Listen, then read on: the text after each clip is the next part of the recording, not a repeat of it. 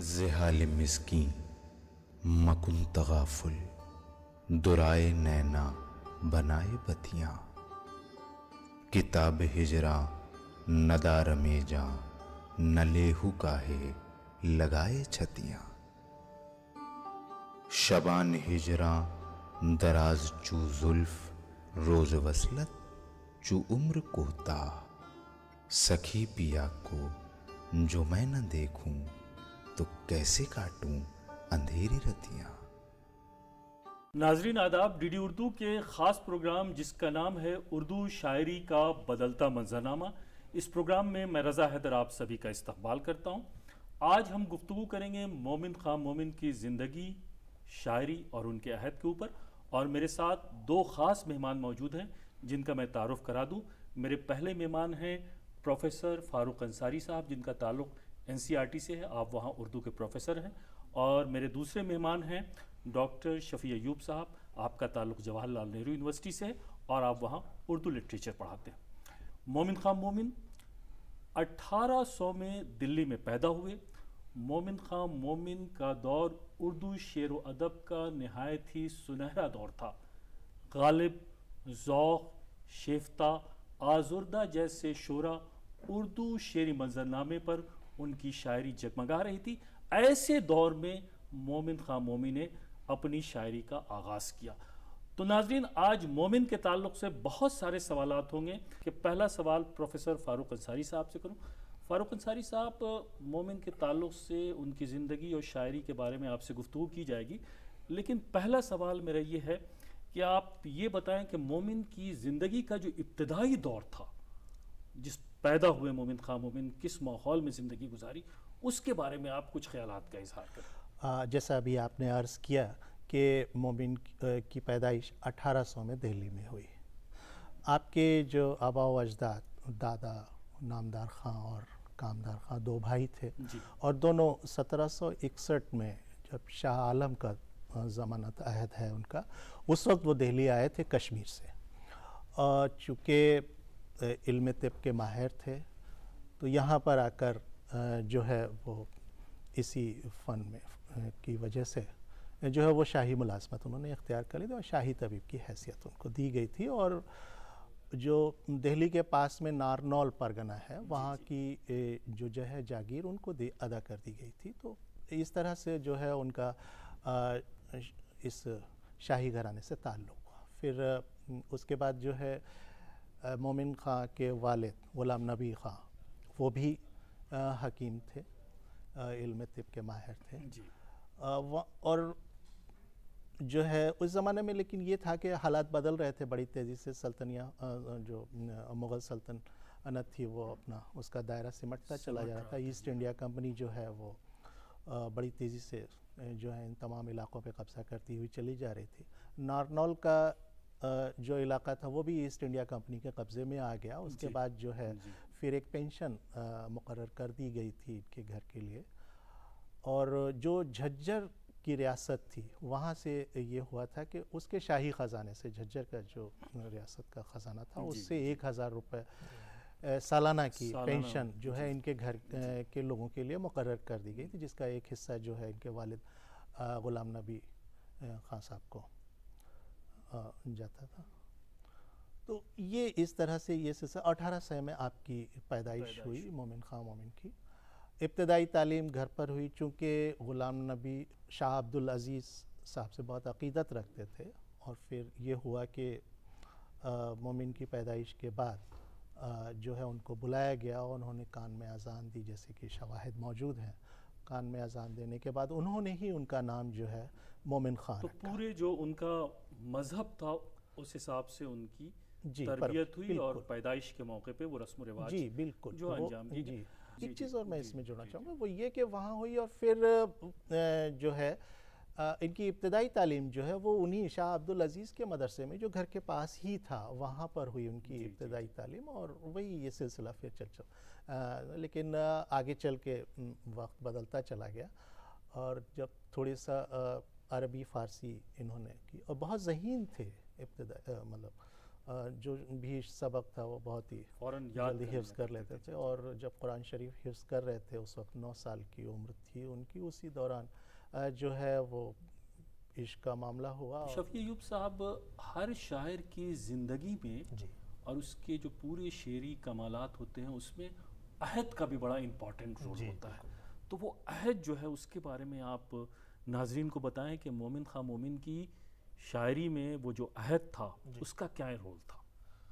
ہاں، مومن خاں مومن جیسا کہ آپ نے بھی کہا اور پروفیسر فاروق انصاری صاحب نے بھی کہا کہ مومن خاں مومن 1800 میں پیدا ہوئے، 1851 میں یا 52 میں ان کا انتقال ہوا. ایک وضاحت یہ ہے کہ بعض کتابوں میں سن پیدائش اور سن انتقال کے بارے میں ذرا سی تضاد ملتا ہے، کچھ 51 اور اور کچھ 52. جی جی. لیکن جہاں تک تحقیق ہوئی، جدید تحقیق کے مطابق 1800 میں سن 1800 میں ان کی پیدائش ہوئی تھی دہلی کے کچھ اچیلان میں، جیسا کہ فاروق صاحب نے عرض کیا، اور 1852 میں ان کا انتقال ہوا. ہوا. جی. بعض کتابوں میں 1851 اور 1801 ان کی پیدائش کا سال بھی لکھا ہوا ہے. تو یہ وہ زمانہ ہے 1800 سے 1800، یعنی اس صدی کا بہت ہی اہم ہے. بہت تیزی سے تغیرات کا زمانہ ہے، بہت تیزی سے چیزیں بدل رہی ہیں. آپ ذرا ہم اثروں پہ غور کریں گے کہ وہ زمانہ ہے جو عہد زرعی جس کو کہتے ہیں اردو شاعری کا، یعنی میر کا زمانہ، وہ زمانہ ختم ہوتا ہے، اس کے فوراً بعد کا زمانہ ہے جب میر سودا درد جو روایت چھوڑ کے جاتے ہیں، اس روایت کے فوراً بعد کا زمانہ ہے مومن خاں مومن کا زمانہ. اور جو 4 سب سے بڑے شاعر ہیں اس زمانے کے، وہ مومن خاں مومن کے علاوہ خود غالب ہیں، مرزا غالب، بہادر شاہ ظفر، استاد ذوق، 4 بڑے شاعر. ان کے علاوہ صہبائی بھی اس زمانے میں ہیں، امام بخش صہبائی. اس زمانے میں مفتی اسدالدین آزردہ ہیں، آزردہ بھی ہیں، شیفتہ بھی ہیں. شیفتہ بھی ہیں. جی جی جی. تو یہ اتنے بڑے، اور یہ سب صرف شاعر نہیں تھے بلکہ یہ سب با کمال لوگ تھے. خود آپ مومن خاں مومن کو جب ہم دیکھتے ہیں تو مومن خاں مومن صرف شاعر نہیں ہے، اپنے زمانے کے بڑے نجومی تھے. علم نجوم میں جیوتش ودیا جس کو ہم کہتے ہیں، بہت بڑے جیوتشی تھے اپنے زمانے کے. جی جی. وہ دست شناس کہتے ہیں، ہست ریکھا کے ماہر تھے. جی جی. ہاتھوں کی لکیریں پڑھتے تھے اور دیکھتے تھے اور بتاتے تھے. فاروق صاحب نے عرض کیا کہ طبابت، حکمت ان کے باپ دادا سے روایت چلی آئی تھی. ان کے والد بھی بہت بڑے حکیم تھے اپنے زمانے کے، اور انہی سے انہوں نے حکمت سیکھی، اور اپنے زمانے کے بڑے کامیاب فزیشین تھے مومن خاں مومن. تو ریاضی داں تھے بہت بڑے. یہ کم لوگوں کو معلوم ہے کہ یعنی مومن ان خاں کی مومن شاعری کے علاوہ حکمت، جی ہاں، ریاضی داں کا جو نجومی تھے، بہت بڑے نجوم، علم نجوم پہ ماہر تھے، فلکیات کے ماہر تھے، ستاروں کی گردش پہ نظر رکھتے تھے. تو یہ ایک بڑا کنٹریبیوشن ہے شاعری کے علاوہ. اس کے تعلق سے بھی آپ سے کچھ سوالات میں کروں گا.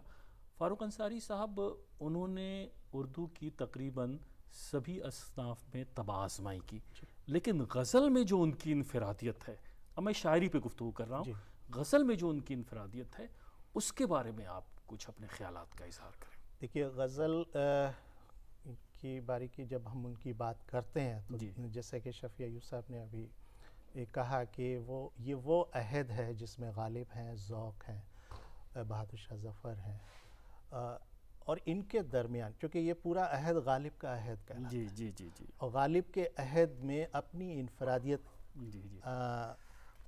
قائم رکھنا اور اپنی شعری اظہار کی جو اہمیت ہے اس کو منوا لینا اپنے آپ میں ایک صنعت بہت بڑی بات تھی. اور آج بھی ہم ان کے کلام کو جو ہے اسی طرح سے محسوس ہوتے ہیں جو اس زمانے سے. ان کی جو سب سے بڑی جو خوبی ہے وہ یہ کہ جو روایت رہی ہے شاعری کی، جس میں عشق حقیقی کا زیادہ اثر رہا ہے، تصوف کے مسائل ہیں، اور یہ ان سب کے پیچھے وہ پس منظر ہے جو اس عہد میں تھا. کیونکہ ایک طرف تباہی شروع ہو چکی تھی، جو اچھے جو شعراء تھے وہ لکھنؤ یا دوسری جگہ کی طرف رخ کر رہے تھے، اور دہلی میں جو حالات تھے وہ کافی کچھ بدل رہے تھے. سلطنت کا جو زور تھا وہ ختم ہوتا جا رہا تھا. تو ایک طرح سے پناہ تلاش کرنے کی کوشش کی جا رہی تھی، اور جو مسائل تھے. شفیع ایوب صاحب، وہی غزل کی بات آتی ہے کہ غزل کو انہوں نے، پوری اردو غزل کو ایک نئی سمت، ایک نئی جہت عطا کی. جی جی. دیکھیے، غزل کے حوالے سے مومن خاں مومن کا نام بہت بڑا ہے. میں ایک مثال کے طور پہ یہ پیش کرتا ہوں. نصاب میں ہندوستان کی تمام یونیورسٹیز میں جو بھی نصاب تیار ہوتا ہے، جو ہمارا سلیبس تیار ہوتا ہے، اس میں غزل کا کوئی نصاب مومن خواہ مومن کے نام کے بغیر شامل نہیں ہو سکتا ہے۔ بہت خوب۔ جب سے نصاب میں ہم قصیدے شامل کرتے ہیں، مثنوی اور مرثیہ شامل کرتے ہیں، جن شاعروں نے مرثیہ میں طبع آزمائی کی ہے، مثنوی میں یا قصیدے لکھے ہیں، ان کو وہاں جگہ اس لیے نہیں ملتی ہے جی۔ کہ جب قصیدے کی بات آتی ہے تو ذوق اور سودا کے بعد ہم غالب کا نام لے لیتے ہیں۔ مرثیے میں انیس اور دبیر کے سامنے کسی کا نام نہیں چلتا۔ مثنوی کی بات آئے گی تو آپ دو مثنویاں ہمارے سامنے ہوتی ہیں، جی جی جی۔ گلزار نسیم کا نام لیتے ہیں، لیکن غزل کا کوئی بھی ذکر مختصر سے مختصر فہرست اگر غزل کے شاعروں کی بنے گی مومن کے بغیر تو جو ہے۔ مومن کے بغیر وہ فہرست آپ مکمل کچھ نہیں ہو اشعار سکتی بھی ہے۔ بالکل بالکل۔ سامعین کو، اب وہ شعر ناظرین تو کو، بہت ہی جی جی مشہور ہے جی جو جی۔ جس کے بارے میں یہ مشہور ہو گیا واقعے کہ غالب نے کہا تھا کہ میں اپنا دیوان مومن خواہ مومن کو دے دوں، اور یہ وہ کہ تم میرے پاس ہوتے ہو گویا جب کوئی دوسرا نہیں ہوتا۔ جی جی۔ اب یہ غزل خود ہی اپنے آپ میں بہت ہی رواں غزل ہے، بہت ہی خوبصورت غزل ہے مومن خواہ مومن کی۔ یہ ضرور عرض کر دوں کہ مومن نے جتنی اصناف تھی سبھی میں طبع آزمائی کی ہے، مرثیے ہیں، قصائد ہیں، مثنویہ ہیں، رباعیات ہیں، ترکیب بند، ترجیح بند، تمام استاد شاعر تھے، لیکن جو اصل جوہر کھلتے ہیں ان کے، وہ ان کی غزلوں میں کھلتے ہیں۔ اور غزل میں ندرت خیال بھی ہے اور ندرت بیان بھی ہے۔ ایک جملے میں یہ بات کہی جائے کہ مومن خواہ مومن کی غزل کیوں اہم ہے۔ جی جی۔ ابھی عشق کی بات کر رہے تھے، عشق حقیقی کی بات کر رہے تھے۔ ہمارے عہد کے ایک بہت اہم شاعر احمد فراز اکثر کہا کرتے تھے کہ ادھار کے عشق سے شاعری نہیں ہوتی۔ تو مومن خواہ مومن کی جو شاعری تھی وہ عشق حقیقی اور عشق مجازی کے ہم جھمیلے میں نہیں پڑیں، تب بھی یہ بات سائل ہے کہ وہ ادھار کے عشق کی شاعری نہیں تھی۔ جی جی۔ وہ ان کا اپنا تجربہ تھا زندگی کا، اور ان کا محبوب جو ہے وہ کوئی ماورائی مخلوق نہیں ہے، بلکہ وہ عشق پردہ نشیں کا تصور ہے ان کے حوالے سے، اور وہی ان کی غزلوں میں ہے۔ اس لیے ان کی غزلوں میں جو والہانہ پن ہے، جو کیفیت ہے، وہ دلوں کو متاثر کرتی ہے، وہ کیفیت۔ جی جی۔ اور آپ یہ دیکھیں کہ ان کو ان کے زمانے میں نظر انداز کرنے کی کوشش کی گئی تھی، کوشش اس حد تک ہوئی تھی کہ مولانا محمد حسین آزاد جب آب حیات لکھتے ہیں 1880 میں وکٹوریہ پریس سے پہلا ایڈیشن شائع ہوتا ہے، اس میں مومن خواہ مومن کا ذکر نہیں ہے، اور اس پہ جن لوگوں نے ریویو کیا کہا کہ اتنا بڑا شاعر ہمارے عہد کا، مومن خواہ مومن کا ذکر نہیں ہے۔ دوسرے ایڈیشن میں مومن خواہ مومن کو کا ذکر اس میں شامل کیا جاتا ہے، کیا گیا، تو نظر انداز کرنے کی کوشش تو تھی۔ جی جی۔ واقف تھے خوب محمد حسین آزاد مومن خواہ مومن سے، لیکن مومن کو نظر انداز نہیں کیا جا سکتا تھا، اس لیے کہ ان کی غزلوں میں جو روانی ہے، جو کیفیت ہے، جو ندرت خیال ہے، جو ندرت بیان ہے، وہ اپنے آپ میں دلوں کو گرمانے وہی والا ان کی شعری انفرادیت ہے، قائم کرتی ہے۔ جی آپ اجازت دیں تو میں ایک غزل کے شعر میں پڑھنا چاہتا ہوں جو جو بہت مشہور ہیں کہ اثر اس کو ذرا نہیں ہوتا، بہت خوب، اثر اس کو ذرا نہیں ہوتا، رنج راحت فضا نہیں ہوتا، بہت خوب، بہت عمدہ۔ ذکر اغیار سے ہوا معلوم، واہ ذکر اغیار سے ہوا معلوم، حرف نا سے برا نہیں ہوتا۔ واہ۔ ذکر ابھی جو ہمارے یہاں ایک ٹرم استعمال کرتے ہیں ہم سہل ممتنع کی، کوئی بات شاعری میں ایسے سہل انداز میں کہہ دی جائے کہ آپ سمجھیں کہ یہ تو بہت آسان ہے کہنا، لیکن آپ کہنے کا ہے تو کلیجہ منہ کو آئے، آپ کہہ نہیں سکتے ہیں، تو اتنے سہل ممتنع کے انداز میں غزل کہنا، یہ مومن خواہ مومن کا کمال تھا کہ اثر اس کو ذرا نہیں ہوتا، رنج راحت فضا نہیں ہوتا، ذکر اغیار سے ہوا معلوم، حرف نا سے برا نہیں ہوتا، تم ہمارے کسی طرح نہ ہوئے، تم ہمارے کسی طرح نہ ہوئے، ورنہ دنیا میں کیا نہیں ہوتا۔ جی جی جی۔ اب یہ شعر آج بھی ہم استعمال کرتے ہیں کہ تم ہمارے کسی طرح نہ ہوئے، ورنہ دنیا میں کیا نہیں ہوتا، اور تم میرے پاس ہوتے ہو گویا جب کوئی دوسرا نہیں ہوتا۔ بہت خوب، بہت خوب۔ اس شعر کی میں کچھ اور بھی اشعار آپ سے سنوں گا۔ فاروق انصاری صاحب، غالب کو اور اقبال کو اردو شاعری کا آفتاب و ماہتاب کہا جاتا ہے، اور مومن کو نیر تابہ کہتے ہیں۔ تو یہ جو نیر تابہ کی جو خصوصیت ہے اس کے بارے میں آپ کچھ فرمائیں۔ دیکھیے، غالب کا جو معاملہ ہے، ان کے ہم عصر تھے، جی جی، اور ان کی جو کہہ سکتے ہیں دنیا، جی، وہ بہت ہی وسیع ہے۔ جی جی، تمام پہلو جتنی بھی زندگی کے ہوتے ہیں، وہ تمام تر پہلو جو ہیں وہ اس میں شامل ہیں۔ اسی لیے ہم آج بھی غالب کو پسند کرتے ہیں، کیونکہ چاہے جو بھی مسئلہ ہو، چاہے کوئی مرحلہ ہو، ہم اپنی بات کو کہنے کے لیے حوالے کے طور پر وہاں پر ان کو شامل کرتے ہیں۔ اقبال کے یہاں فلسفہ اور یہ تمام جو چیزیں ہیں وہ اس میں شامل ہیں، جس کی وجہ سے ان کو ایک آفاقی شاعر کا تصور جی جی ہمارے سامنے ہے۔ مومن کا معاملہ یہ ہے کہ ان کی دنیا محدود ضرور ہے، جی ان کی دنیا محدود ہے، جو بھی معاملات عشق ہیں، جو بھی معاملات ہیں ان کے صرف اسی کے ارد گرد ہی ہیں، یعنی جو عشق کے تجربے ہیں، جو واقعات ہیں، جو امید و بیم ہے، وصل کی ہجر کی جو کیفیتیں ہیں، جی، کیفیتیں جی، ہیں، جی۔ حکایتیں ہیں، شکایتیں ہیں، وہ تمام تر جو ہے وہ بالکل ہو بہو، اسی لیے وہ آج بھی ہمیں بالکل اپنے قریب پیش کرتے، اور یہی ان کے کلام کی سب سے بڑی خوبی بھی ہے۔ جیسے کہ شفیع ایوب صاحب نے ابھی جو ایک بات کہی کہ سہل ممتنع کی بہترین مثالیں ان کی بالکل ہیں۔ ان کا جو پہلا شعر جو انہوں نے پڑھا ابھی کہ تم میرے پاس ہوتے ہو گویا جب کوئی دوسرا نہیں، بہت آسان نظر آتا ہے، لیکن آپ دیکھیے کہ اس میں آسمان سے زیادہ جو ہے وسعت موجود ہے۔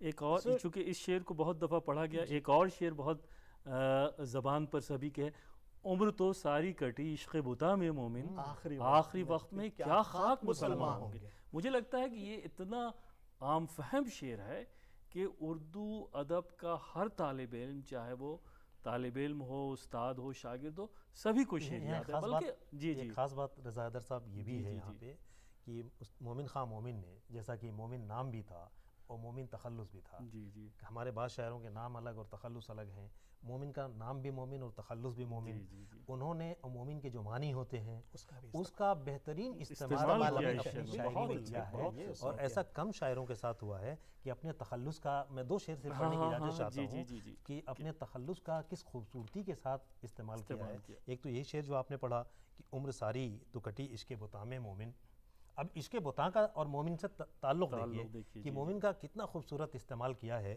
کہ عمر ساری تو کٹی عشق بتا میں مومن، آخری وقت میں کیا خاک مسلمان ہوں گے۔ پھر ایک اور شعر دیکھیے، وہ اللہ ری گمرہی بت و بت خانہ چھوڑ کر، اللہ ری گمرہی بت و بت خانہ چھوڑ کر مومن چلا ہے کعبے کو ایک پارسا کے ساتھ۔ واہ واہ واہ، اب یہ بت بھی ہے، بت خانہ بھی ہے، کعبہ بھی ہے، مومن بھی ہے اور گمرہی بھی ہے۔ تو مومن خواہ مومن نے اپنے نام کے مناسبت سے، اپنے تخلص کی مناسبت سے بہت فائدہ اٹھایا بہت سارے اشعار جو ہیں، جی اشعار ہیں جس میں اس نے فائدہ اٹھایا ہے۔ جی، شاعری کے علاوہ ایک طبیب، علم نجوم کے جو ماہر تھے، اور اس کے علاوہ آپ یہ کہہ رہے ہیں کہ علم ریاضی سے بھی ان کی واقفیت تھی۔ یہ بھی ایک بہت بڑی بات ہوتی ہے ایک شاعر کے لیے کہ وہ شاعری میں تو مضبوط ہے ہی ہے، اور اس کے علاوہ ایک اچھا طبیب بھی ہے۔ علم نجوم کے تعلق سے بہت سارے واقعات ان سے وابستہ ہیں، تو اس کے بارے میں آپ کچھ بتائیں۔ یہ جو تمام علم ہے جن میں انہیں بہت ہی مہارت حاصل تھی، جی جی، وہ اپنے زمانے کے شطرنج کے سب سے بڑے کھلاڑی ہوئے۔ جی جی جی، یہاں تک کہ علامہ فضل حق خیر آبادی کو شطرنج میں ہرا دیا، جی جی جی، اور علامہ فضل حق خیر آبادی سے غالب کی گفتگو ہوتی ہے، وہ غالب ان سے پوچھتے ہیں کہ بھائی مومن خواہ مومن نے آپ کو کیسے ہرا دیا شطرنج میں؟ تو علامہ فضل حق خیر آبادی کہتے ہیں، ایک لفظ استعمال بھیڑیا استعمال کرتے ہیں ان کے لیے، کہ وہ ان کی ذہانت کی داد دیتے ہیں کہ مومن خواہ مومن بے انتہا ذہین آدمی ہے، اور اگر یہ عشق و عاشقی کے معاملات کو چھوڑ دیتے تو یہ نہ جانے کہاں ہوتے۔ اگرچہ یہ ان کی اپنی بات تھی، ٹھیک ہے، لیکن مومن خواہ مومن کے ہاں جو عشق کے معاملات ہیں انہوں نے انہیں سربلندی عطا کی، ان کے غزلوں کو جاویداں بنا دیا عشق کے معاملات نے۔ تو اب تو طبیب بھی بہت اچھے تھے، طبیب بہت اچھے تھے، اپنے زمانے کے بڑے اچھے طبیب تھے، یعنی اپنے زمانے کے وہ فزیشین ہیں، شطرنج کے سب سے بڑے کھلاڑی ہیں، نجومی ہیں، جیوتش شاستر۔ یہ پیشہ جو تھا وہ آبائی تھا، آبائی تھا، انہوں نے اپنے آبا و اجداد سے سیکھی تھی، کیونکہ ان کے استاد جو ہے حکمت کے معاملے میں ان کے والد صاحب غلام صاحب تھے، غلام نبی صاحب، ان سے سیکھا تھا انہوں نے۔ ایک اور خاص بات یہ ہے کہ ان کی غزلوں میں جو وسعت ہے مضامین کی، وہ وسعت انہی علم کی وجہ سے آئی ہے۔ آپ دیکھیے، ایک صاحب نے فرہنگ بنائی، فرہنگ کلام مومن، بہت سارے ہمارے شاعروں کی فرہنگیں بنتی ہیں، تو فرہنگ کلام مومن جن صاحب نے بنائی، میری گفتگو ہو رہی تھی، میں ان کا دیباچہ پڑھ رہا تھا، انہوں نے اس بات کا ذکر کیا ہے کہ مومن خواہ مومن کے کلیات کی فرہنگ بناتے ہوئے ہمیں اس لیے دشواری پیش آئی کہ یہ جو علم نجوم ہے، علم ریاضی ہے، یہ جو شطرنج کی چالیں ہیں، ان تمام اصطلاحات کا استعمال انہوں نے اپنی شاعری میں کیا ہے۔ یہ وہی شخص کر سکتا ہے اور اس سے کلام میں وسعت آتی ہے۔ تو مومن کے کلام میں اس لیے کیونکہ کچھ روز تک تو کسی کا کلام باقی رہ سکتا ہے، لیکن اتنے زمانے تک کوئی اپنی اہمیت کو بچا کے رکھے اور اس کی اہمیت کم نہ ہو، تو اس کا مطلب اس کی شاعری میں گہرائی ہے۔ فاروق انصاری صاحب، وہ عہد جو ہے 19ویں صدی کا، 1857 سے کچھ پہلے مومن خان مومن کا انتقال ہو چکا. مغلیہ سلطنت پوری طرح سے ختم ہو رہی تھی, انگریزوں کا تسلط بڑھتا جا رہا تھا. تو یہ جو پورا ایک خلفشار کا دور ہے, پرآشوب دور جسے کہتے ہیں, اس دور کے کیا کچھ اثرات ان کی شاعری میں ہمیں دکھائی دیتے ہیں؟ جی ہاں بالکل. جی دیکھیے اس سے پہلے میں یہ عرض کر دوں کہ اتنی ساری ان کی جو صلاحیتیں تھیں کہ اتنے سارے فنون میں جی اس کے ماہر تھے, تو ان کے بارے میں یہ کہا جاتا ہے کہ وہ جینیس شاعر تھے. جی ایک اصطلاح ان کے لیے استعمال کی جاتی ہے کہ مومن جو ہے ہماری شاعر بہت جینیس تھے. بے شک اس میں تمام چیزیں موجود تھیں اور ساری چیزیں ان کے ساتھ موجود تھیں, لیکن جو دنیا ان کی محدود ہوئی ہے غزل کے حوالے سے, لیکن اگر صرف غزل کی ہی بات کریں تو ایک معاملہ الگ ہے, لیکن ان کی جو دوسری اصناف ہے اس میں بھی جو ہے جو بھی حالات تھے ان سب سے ان کی جو شخصیت تشکیل پائی تھی. جی اور وہ اس طرف اشارہ کرتی ہے کہ ان کی جو طبیعت تھی جی وہ کسی ایک جگہ رکتی نہیں تھی. جی جی آپ دیکھیے کہ وہ جب مطلب میں بیٹھتے ہیں تو نسخہ نویسی کرتے ہیں اور بہت ہی اچھے نسخے وہ کرتے ہیں. جی علم نجوم کی طرف آتے ہیں تو وہ جو ہے تعویذ گنڈے کا معاملہ بھی جو ہے وہ کرتے ہیں, اور اس کے بھی جو ہے وہ بتا دیتے ہیں کہ تمہارا سامان کہاں غائب. ایسے بہت سارے واقعات موجود ہیں کہ کسی شخص کا سامان گم ہو گیا کہاں پر موجود. یہ ساری چیزیں. پھر اس کے بعد آپ دیکھتے ہیں ستاروں کی گردش, یہ تمام چیزیں بھی کرتے ہیں. ریاضی کے ماہر ہیں. جی جی پھر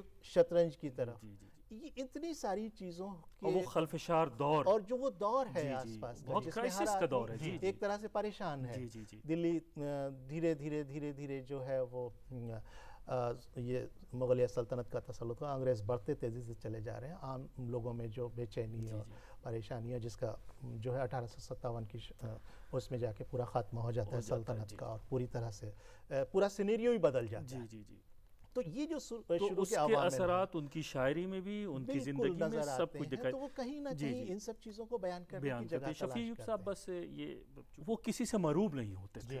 بالکل. قصائد بھی انہوں نے بہت سارے تحریر کیے, لکھے, لیکن ان قصائد کے بارے میں یہ کہا جاتا ہے کہ وہ شخصیات پہ کم تھے, مذہبی زیادہ تھے. تو ان قصائد کے بارے میں 1-2 منٹ میں آپ بتائیں. دیکھیں مومن خان مومن کی جو طبیعت تھی جی جی وہ قصیدوں کے لیے نہیں تھی. جی جی قصائد لکھے, استاد شاعر تھے, مہارت تھی, لیکن صرف ایک قصیدہ ایسا ہے جو مہاراجہ پٹیالہ نے ان کو تحفے میں ایک ہاتھی بھجوایا تھا. اس کا پس منظر کیا پس تھا؟ منظر یہ تھا کہ وہ خوش ہوئے تھے کسی بات کو لے کر کے, ان کا کوئی کلام ان تک پہنچا تھا جی جی جی اور وہ خوش ہوئے تھے, اور تحفے کے طور پہ انہوں نے ایک ہاتھی بھجوایا تھا. اس زمانے میں کچھ اور لوازمات تھے اس کے ساتھ. جی جی تو مہاراجہ پٹیالہ کے لیے شکریہ کے طور پہ, جی جی ان کو خوش کرنے کے لیے نہیں. جی معاملات یہ تھا کہ ہمارے شاعر حضرات قصیدہ اس لیے لکھتے تھے, کسی نواب, کسی راجہ, کسی بادشاہ کے لیے قصیدہ لکھتے تھے, اس کی بے انتہا تعریف کرتے تھے, اس کے عوض میں انہیں کچھ حاصل ہوتا تھا. جاگیریں ملتی تھیں, کبھی خلعت اور کبھی انعام ملتے تھے. مومن کو اس کی ضرورت نہیں تھی. ایک اور بات کی طرف عرض کر دوں کہ زیادہ ہمارے ناقدین نے یا محققین نے مومن خان مومن کے بارے میں لکھا ہے کہ وہ بہت خوشحال تھے, انہیں کبھی کسی چیز کی ضرورت نہیں تھی. خطوط غالب کا ذکر بار بار آتا ہے, لیکن انشاء مومن کا ذکر نہیں آتا ہے. جی پوری کتاب شائع ہوئی ہے جس میں فارسی خطوط شامل ہیں. مومن خان مومن کے بہت سارے خطوط لکھے ہیں انہوں نے, بہت اہم لوگوں کو خطوط لکھے ہیں, اور ان خطوط میں بہت سارے علمی معاملات کا ذکر کیا ہے, اور اس میں اپنی پریشان حالی کا بھی ذکر کیا ہے. تو گویا کہ وہ مالی اعتبار سے پریشان ضرور تھے, لیکن پھر بھی طبیعت اس طرف مائل نہیں تھی, تو قصیدہ نہیں لکھا. مذہبی شخصیات پہ قصائد لکھے ہیں, ان کی تعریف کی ہے انہوں نے, لیکن کسی راجہ, کسی مہاراجہ, کسی نواب اور کسی جاگیردار کی تعریف نہیں کی ہے. اس لیے ان کے اصل جوہر جو ہے وہ غزلوں میں کھلتے ہیں, اپنے ڈھنگ سے اپنی شاعری کرتے ہیں. بہت خوب. انہوں نے کبھی اپنی خودداری کو ظاہر نہیں. جی جی جی ہمیشہ وہ اسی کے, اور یہی وجہ تھی شاید کہ وہ زیادہ تر پریشان. ہر شاعر کا ایک مقصد ہوتا ہے, اس کی جو پوری شاعری ہوتی ہے, اس کے جہاں بہت سارے مقاصد ہوتے ہیں, اس میں ایک مقصد یہ بھی ہوتا ہے کہ وہ پیغام دیتا ہے جی اپنی جنریشن کو بھی, آنے والی جنریشن کو بھی. کیا مومن خان مومن کی شاعری میں کوئی ایسا پیغام آپ دیکھتے ہیں؟ مومن کی شاعری کا اگر ہم پورا مطالعہ کریں تو جو چیز نظر آتی ہے وہ یہ کہ جو روایت ہے جی جی بہت خوب. اس سے انحراف. جی جی روایت جو چلی آ رہی ہے کلاسیکی ادب کی، جو روایت میر سے اور ہوتی ہوئی ہمارے یہاں تک پہنچتی ہے، جس طرح کے مضامین بیان کیے جاتے ہیں یا جس طرح سے زبان بندی کا معاملہ ہے، ان سب سے الگ ہٹ کر انہوں نے بہت ہی آسان الفاظ کا استعمال اور بہت ہی خوبصورتی کے ساتھ جو واقعات جو تجربات ہیں، جو حقیقی تجربات ہیں، جو واقعی میں جو ان کے ساتھ گزرے ہیں، جو عام انسان کے لیے جو ہے زیادہ قریب ہیں اس کی زندگی سے، اس کو ظاہر کیا، اس کو پیش کیا. اسی لیے مومن کی شاعری جو ہے وہ آج بھی جو ہے ہم اسی طرح سے پڑھتے ہیں جس طرح سے ہمیں جو ہم سے وہ تقاضا کرتی ہے. بہت خوب، بہت خوب. شفیع وجود صاحب، ایک آخری سوال آپ سے یہ ہے، چونکہ آپ خود بھی ایک شاعر ہیں، تو اس دور کی شاعری یعنی مومن کے دور کی شاعری اور آج کی شاعری میں کتنا فرق آپ محسوس کرتے ہیں؟ ظاہر سی بات ہے، مومن کے دور کی شاعری اور ہمارے دور کی شاعری، ہر دور کی شاعری بلکہ اپنا ایک خاص ہنر رکھتی ہے. اس دور کے جو تقاضے ہوتے ہیں وہ اس شاعری میں ابھر کر کے سامنے آتے ہیں. خود مومن کے بارے میں آپ نے کہا کہ خلفشار کا زمانہ تھا. دیکھیے 1857 کا واقعہ ابھی ہوا نہیں تھا، 1851 میں 52 میں ان کا انتقال ہو گیا، لیکن حالات تو بن رہے تھے. تو ان حالات کا ذکر کہیں نہ کہیں ان کی شاعری میں ہے. ابتدا میں ہی ہماری گفتگو کے پروفیسر فاروق انصاری صاحب نے شاہ عبدالعزیز کا ذکر کیا، شاہ عبد القادر کا ذکر کیا، ان کی شہادت کا ذکر، وہ ذکر ان کی شاعری میں موجود ہے. مومن خان مومن جیسا آدمی اس شاعری میں افضل سے افضل عبادت مبارک کی بات کرتے ہیں، شہادت کی تمنا کرتے ہیں. تو وہ حالات بن رہے تھے، وہ ان کی شاعری میں ہے. دوسری بات ان کی غزلوں کے حوالے سے جو ان کی خوبی ہے وہ یہ ہے کہ اس غزل میں تغزل بہت ہے، نغمگی ہے، موسیقی ہے. اسی لیے ہمارے جو غزل سنگرز ہیں، جو غزل گانے والے ہیں، آج کے گانے والے ہیں، وہ مومن خان مومن کا کلام گانا پسند کرتے ہیں. لوگ اس کو سننا پسند کرتے ہیں اس نغمگی، اس تغزل کی وجہ سے. آپ اجازت دیں تو ایک بہت مشہور غزل کے دو ایک شعر ہیں، وہ جو ہم میں تم میں قرار تھا، وہ جو ہم میں تم میں قرار تھا، تمہیں یاد ہو کہ نہ یاد ہو. اب اس میں دیکھیے موسیقی ہے، تمہیں یاد ہو کہ نہ یاد ہو، وہی یعنی وعدہ نباہ کا، تمہیں یاد ہو کہ نہ یاد ہو، وہ جو ہم میں تم میں قرار تھا، تمہیں یاد ہو کہ نہ یاد ہو. وہ کہتے ہیں کہ کبھی ہم بھی تم بھی تھے، کبھی ہم میں تم میں بھی چاہتی، کبھی ہم میں تم میں بھی چاہتی، کبھی ہم سے تم سے بھی راہ تھی، کبھی ہم بھی تم بھی تھے آشنا، تمہیں یاد ہو کہ نہ یاد ہو، تمہیں یاد ہو کہ نہ یاد ہو. کوئی بات ایسی اگر ہوئی کہ تمہارے جی کو بری لگی. اب یہ گفتگو کا انداز ہے جو شاعری بنتی ہے، اسی لیے شاعری دلوں میں اتر جاتی ہے کہ کوئی بات ایسی اگر ہوئی کہ تمہارے جی کو بری لگی تو بیاں سے پہلے ہی بھولنا، تمہیں یاد ہو کہ نہ یاد ہو. بہت بہت شکریہ. تو ناظرین، آج ہم گفتگو کر رہے تھے مومن خان مومن کی زندگی اور ان کی شاعری پر، ان کے عہد پر بھی گفتگو ہوئی. اگلے ایپیسوڈ میں ہم پھر ملیں گے کسی نئے شاعر کی زندگی کو لے کر کے، اس کی شاعری کو لے کر کے اور نئے مہمانوں کے ساتھ. تب تک کے لیے آپ ہمیں اجازت دیجیے. آداب. زحال مسکین مکن تغافل، درائے نینا بنائے بتیاں، کتاب ہجراں ندار میں جاں، نہ لیہو کاہے لگائے چھتیاں.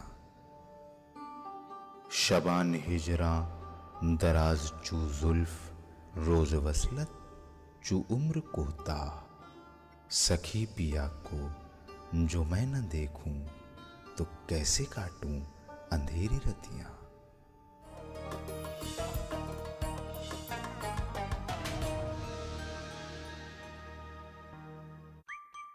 Running, jumping,